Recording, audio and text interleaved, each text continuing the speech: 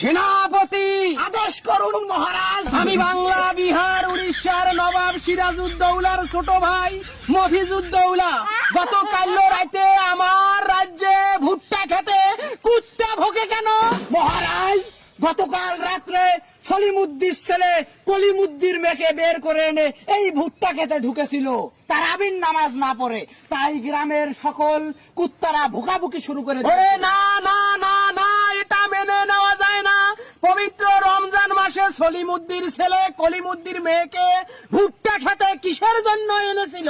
আপনি তো জানেন মহারাজ, ভুট্টা খেতে যে সে ঢোকে না, কি কারণে ঢুকেছিল আপনি সেটা রিসার্চ করে বের করে নিন। সেনাপতি আদেশ করুন মহারাজ। প্রবাদে লেখা আছে, রাজার দোষে রাজ্য নষ্ট, প্রজা কষ্ট পায়। নারীর জন্য পুরুষ নষ্ট, কেমনে শোভা পায়? বন্দি করো হারামজাদিকে।